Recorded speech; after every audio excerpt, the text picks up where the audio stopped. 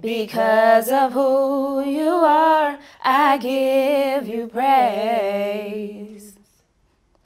Because of who you are. I started in the foster care system when I was 7 years old. Since then, I've been moved around to 8 different homes. Finally, I got moved to a home where me and my brother and sister felt like it was comfortable enough for us to stay. I requested a CASA when I was in the summer of 2013 because I felt like me transitioning into college, I could use a lot of help with schoolwork. I could use a lot of help with my college applications and things. So I requested a CASA, and my social worker got me a CASA. I didn't wait more than about 2 weeks. So I got my CASA in July, and ever since then, me and her have been pretty close. A CASA worker is assigned to a case as a special type of advocate for young people.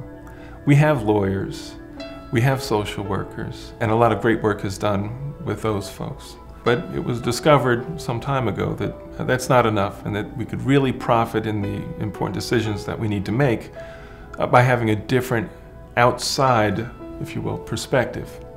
And so CASA volunteers come on the case and get to know these children in a way that these other stakeholders don't oftentimes get to know the children.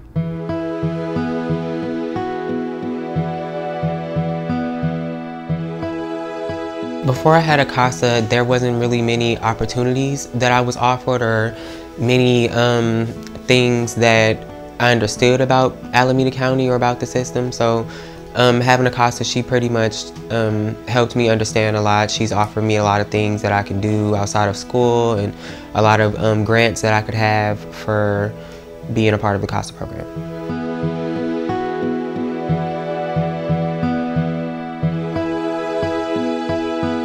When I first met Jessica, I definitely didn't think that we would connect the way that we did. She took me out to eat and we started getting to talking, and then I pretty much, by the end of the dinner, I just noticed that I just poured out my whole life to her. So I'm very happy. She gives good advice. She's been through what I've been through, so she understands.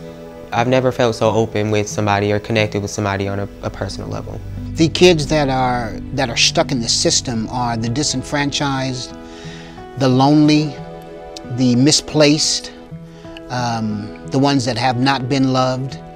And to have someone like myself or other members of the outside world looking in, wanting to step up, to be a role model, to show you that there's more to life than what you've seen thus far. I enjoyed my opportunity to take my kid from one place to another, and for him to allow me to. That's another thing. Understanding that their parents aren't there, and they're looking for someone to lead them, someone that they can depend on constantly. Moving about in the system is pretty hard, moving from one place to another, one home after another. And to have someone that says, I'll be there when you need me, and when you don't need me, I'm still there.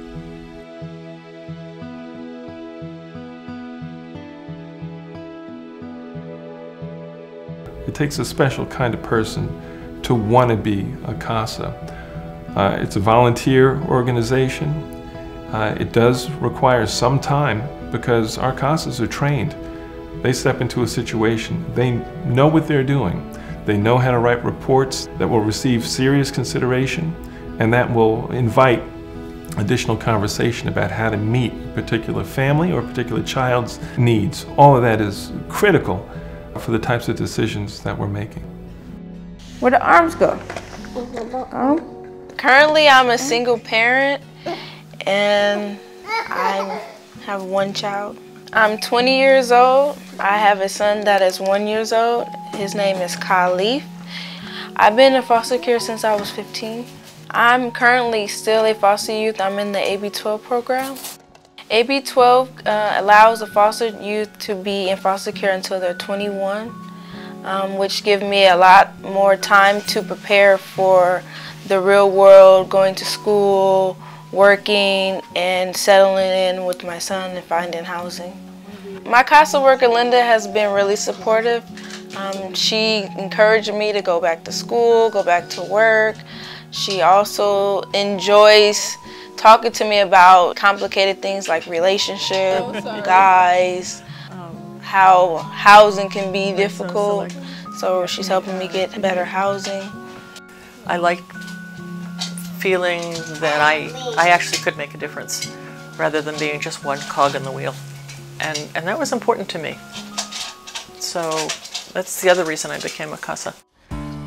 Then do apply for them. Linda was there to hold my hand. She was there when I was crying, I had pain and stuff like that. And she's like a mother figure to me. And I don't think she knows how important she is to me and how I enjoy her coming to spend time with me. I'm always asking, when are you coming to see me? When are you coming to see me? Like, she go out of town, like, are you coming to see me today?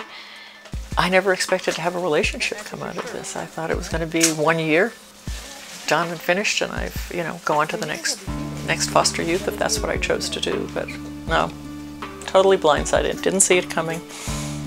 And I feel really, really grateful that I was wrong. She's become my third daughter. That I love her as much as I love my kids. And yeah, I never thought I'd be able to say that. I mean, I thought my kids have grown up and, life is free. But Sade has just become one more part of my family. And my commitment to her is as it is to my children, and that I love her.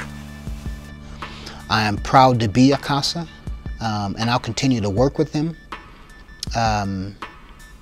I love it. It's like a dream come true to me.